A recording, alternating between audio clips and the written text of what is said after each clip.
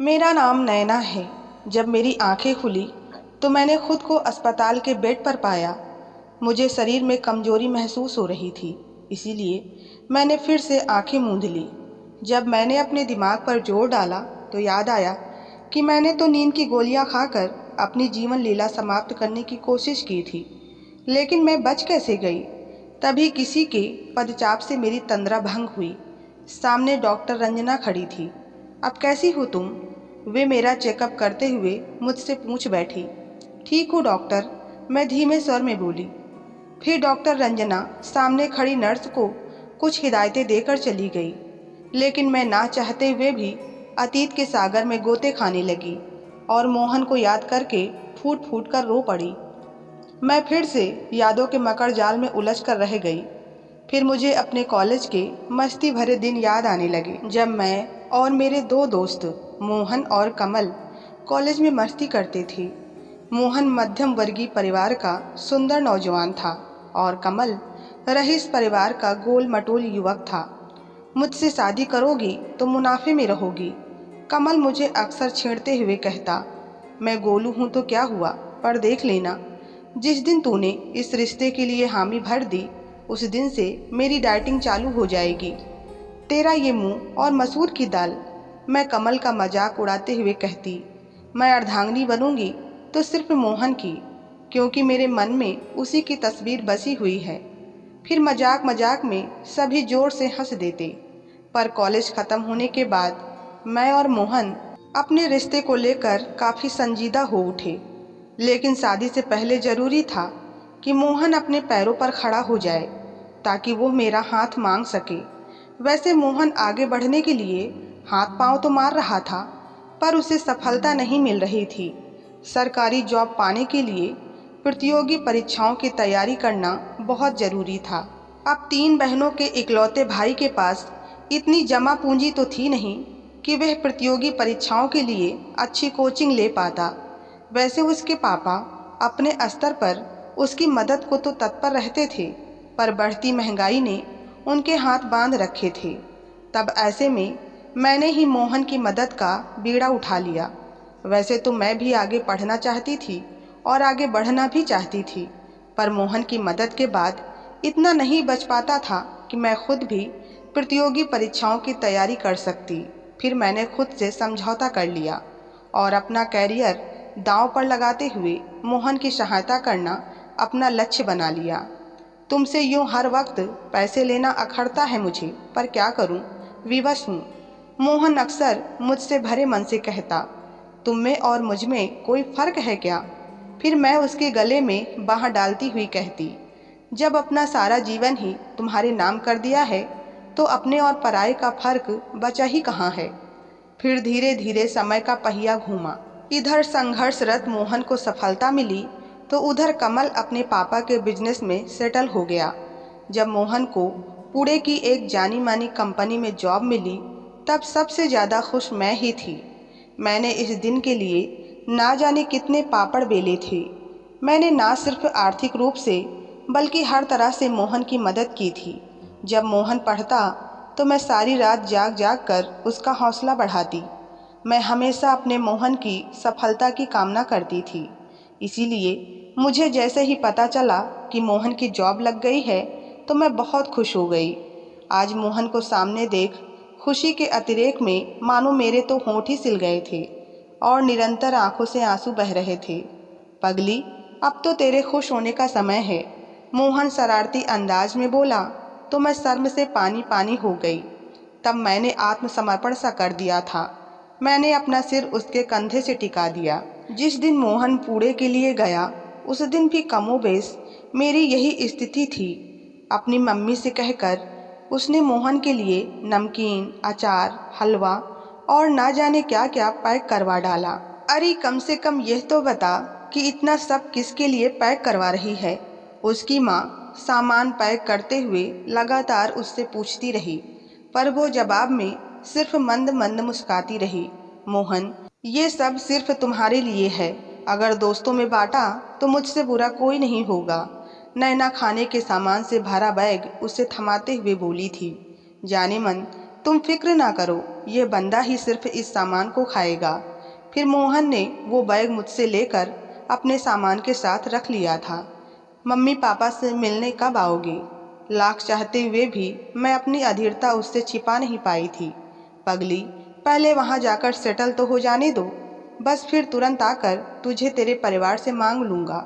फिर उसने आगे बढ़कर उसका माथा चूमते हुए कहा था, बस ये समझ ले कि मेरा तन पुड़े जा रहा है, मन तो तेरे पास ही है, उसकी हिफाजत करना। फिर ट्रेन चली गई थी और मोहन भी। तब मैं ना जाने कितनी देर स्टेशन पर ही खड़ी रह गई थी, जब तक ट्रेन मेरी आंखों से पूरी तरह ओझल नहीं हो गई थी। अब तो मेरा किसी भी काम में मन नहीं लगता था। इधर मैं मोहन के दुल्हन का सपना अपनी आंखों में संजोए उसका बेसब्री से इंतजार कर रही थी, तो उधर मोहन अब मुझसे कन्नी काटने लगा था। धीरे धीरे बढ़ रही उसकी बेरुखी मुझे तोड़ने लगी थी। ऐसे में मैंने पूड़े जाकर सारी बात जानने का मन बनाया, पर मेरे जाने से पहले ही मुझे किट्टू मिल गई थी, जिसका चचेरा भाई संयोगवश मोहन की कंपनी में ही काम करता था। अरे यार, तू जिसके साथ शादी कर सेटल होने का मन बना रही है वह तो दगाबाज निकला। मोहन अपने कंपनी के सीईओ की बेटी से इश्क फरमाने में लगा है। आखिर अपनी परिवार की गरीबी दूर करने का इससे बढ़िया विकल्प क्या होगा। फिर किट्टू तो चली गई, लेकिन मैं तो मानो दुख के सागर में डूबती चली गई। जिस पेड़ की शाखा के सहारे मैं इस जिंदगी के सागर को पार लगाने की आस में थी, वह शाखा इतनी कच्ची निकलेगी इसका मुझे अंदाजा ही नहीं था। मैं क्या करूं, कुछ समझ नहीं आ रहा था। इसी ऊहापोह में करीब 1 महीना गुजर गया। इसी बीच ना तो मैंने मोहन से बात की और ना ही मोहन का कोई फ़ोन आया। तब फिर एक दिन जब मैं अपने दिल से हार गई, तब मैंने ही उसे फ़ोन लगाया। हेलो मोहन, कैसे हो? ठीक हूँ, और तुम कैसी हो? अभी मैं भी ठीक हूँ। अच्छा मोहन, तुम मेरठ कब आ रहे हो? नैना ना चाहते हुए भी उससे पूछ बैठी। अभी तो फ़िलहाल वहाँ आने का कोई प्रोग्राम नहीं है, क्योंकि मैं तो अपना सारा परिवार यहाँ पुणे में ही शिफ्ट करने की सोच रहा हूँ। इतना कहकर उसने फ़ोन काट दिया। मोहन ने तो मुझसे 2 टूक बात करके अपनी जिम्मेदारी से अपने प्यार से मुंह मोड़ लिया, लेकिन खाली हाथ रह गई तो मैं। नैना बहुत कोशिश करती मोहन को भूलने की, पर उसका दिल हर समय उसकी याद में ही धड़कता रहता था। सच, कितनी आसानी से मोहन ने मुझसे कह दिया कि वो अपना पूरा परिवार पुणे शिफ्ट करने की सोच रहा है, जबकि वह यह बात अच्छे से जानता है कि वह भी तो उसके परिवार का हिस्सा थी। मोहन के परिवार में शामिल होने के लिए ही तो उसने इतने सारे यत्न किए थे, यहाँ तक कि अपना कैरियर भी दांव पर लगा दिया था। पर बदले में उसे क्या मिला? फिर एक दिन मैं घर के बने छोटे से लॉन में बैठी थी, तभी मेरे पास पोस्टमैन आया और बोला कि नैना के नाम से चिट्ठी आई है। मैंने खुद को नैना बताया और वो लिफाफा ले लिया। शायद मोहन ने ये भिजवाया था। जब मैंने वो लिफाफा खोला तो मेरे होश उड़ गए। उसमें मोहन की शादी का कार्ड था। मेरे हाथ काँप रहे थे, दिल तेजी से धड़क रहा था। मेरी ईमानदारी का, मेरे प्यार का ये कैसा सिला दिया था मोहन ने। फिर मैं फ़ोन पर उससे ये सब कहना चाहती थी, पर चाहकर भी उसे फ़ोन नहीं मिला पाई। मोहन जैसा मौका परस्त इंसान अब उसकी नफ़रत के काबिल भी नहीं था। मोहन की बेवफाई ने मुझे भीतर तक तोड़ दिया था। तब मैंने खुद को आगे की पढ़ाई में झोंक दिया। हर समय हंसने खिलखिलाने वाली नैना चुप्पी के खोल में सिमट कर रह गई थी। उसकी यह खामोशी उसके मम्मी पापा के लिए भी कम दुखदाई नहीं थी, पर मौके की नज़ाकत को देखते हुए वे चुप ही रहते थे। अपने दुख को दबाना जब मेरे लिए असहनीय हो गया, तब मैंने एक दिन नींद की ढेर सारी गोलियां खाकर अपना जीवन समाप्त करने की कोशिश की, लेकिन शायद अभी मुझे और जीना था, इसीलिए बच गई। बेटी कैसी है तू अब? माँ की प्यार भरी आवाज़ सुनकर मेरी तंद्रा भंग हो गई और मैं अतीत से वर्तमान में लौट आई थी। जब माँ का आत्मीयता भरा स्पर्श मुझे अपने माथे पर महसूस हुआ तो मैं सिसक पड़ी। मेरी बेटी इतनी कमज़ोर निकलेगी मैंने सपने में भी नहीं सोचा था। माँ के स्वर में तड़प का पुट था। माँ की यह बात मुझे चुभ गई थी। अब मैंने रोते रोते सारी बातें अपनी माँ को बता दी। सब कुछ जानने के बाद माँ का भी दिल भर आया। फिर वे प्यार से समझाते हुए बोली, मैं जानती हूँ कि जो कुछ भी तेरे साथ हुआ वह गलत था, पर बेटी, किसी मौका परस्त इंसान के लिए अपना जीवन समाप्त करना ये भी तो समझदारी नहीं है। तुझे तो ये सोचना चाहिए कि तू ऐसे खुदगर्ज इंसान से बच गई जो सिर्फ अपने को ही महत्व देता है। माँ की प्यार भरी बातों ने मेरे रिश्ते घाव पर मरहम का काम किया था। फिर मैं हल्के मन से सामने रखा सूप पीने लगी थी। तभी अचानक माँ बोली, बेटा एक बात कहूँ? हाँ कहो ना माँ। देख बेटी, पुरानी बातों को छोड़कर आगे बढ़ने में ही समझदारी है। इससे पुरानी बातों का दंश कम हो जाता है। वह तो ठीक है, पर अब परवर कुछ नहीं, बस ये समझ ले कि एक बार तूने सूरत के आधार पर अपने जीवन का फैसला लिया था।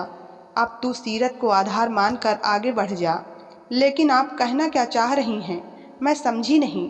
मैंने सूप का कप खाली करते हुए अपनी माँ को थमाते हुए बोला, अरे मैं तो उसी कमल की बात कर रही हूँ जिसे तू गोलू कहकर छेड़ती थी। माँ फिर से संजीदा हो उठी थी।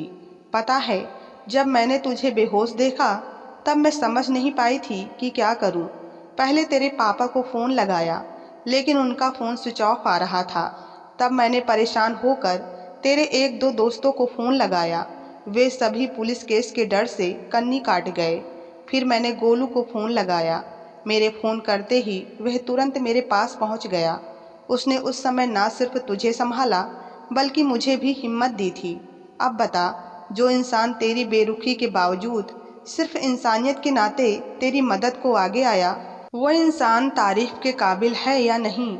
पर माँ, अब तो शादी के नाम से ही नफरत हो गई है मुझे। इतना कहते कहते मैं फिर से रो पड़ी। बेटा, धोखा मोहन ने दिया है तो उसकी करनी की सजा तू क्यों भुगते? किसी और की गलती का पश्चाताप तू क्यों करे? माँ के स्वर में चिंता का प्रश्न था।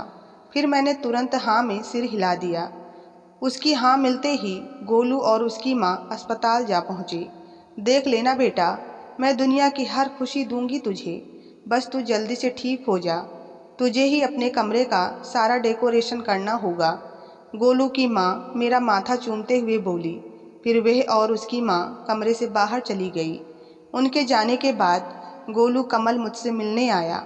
मैं तो मर मिटा हूँ तेरी हाँ पर। मैंने तो पहली नज़र में ही तुझे अपना दिल दे दिया था, लेकिन वहाँ तो चल छोड़ उन बेकार की बातों को। पर अब जब हम दोनों ने एक होने का फैसला कर ही लिया है, तो आज से तेरे सारे गम मेरे और मेरी सारी खुशियाँ तेरी। मोटू कमल मेरा हाथ थामते हुए बोला। उसकी इस अदा पर मैं फिदा हो गई। अब मुझे अपनी माँ की कही बातों का अर्थ समझ में आने लगा था। सच, कितना फर्क है मोहन और कमल की सोच में। वह एक निर्मोही मोहन है जो अपनी मौका परस्ती के कारण उसे लगभग भूल ही गया, और दूसरी तरफ कमल है जो उसका झुकाव मोहन की तरफ होते हुए भी उसे अपना बनाने को तैयार है। सच में कमल महान है जो इतना कुछ होने के बावजूद उससे सच्चा प्यार करता है। बस कमल की यही जिंदा दिली मुझे भा गई थी। मेरा वर्तमान और भविष्य दोनों सुरक्षित रहेगा उसके साथ में, इसकी उम्मीद अब मेरे दिल में जाग चुकी थी। फिर अचानक ही कमल मुझसे बोला, थोड़े दिन बाद होली है, तुझे हमारे घर आना होगा मेरे साथ होली खेलने। कमल मुझे दोबारा बेड पर लिटाते हुए बोला, हाँ हाँ मैं ज़रूर आऊँगी। मैंने हाँ में अपना सिर हिला दिया। ये हुई ना बात, तू तो रंगेगी ना मेरे प्यार के रंग में? हाँ मेरे मोटू। नैना के इतना कहते ही झट से मोटू ने एक प्यार भरा चुंबन उसके गाल पर अंकित किया और फिर शर्माकर बाहर निकल गया। आज मेरी ज़िंदगी का सच्चा हमसफ़र मिल गया था। तो दोस्तों, आपको ये कहानी कैसी लगी कृपया कमेंट बॉक्स में ज़रूर बताएं, और कहानी पसंद आई हो तो लाइक सब्सक्राइब करना ना भूलें।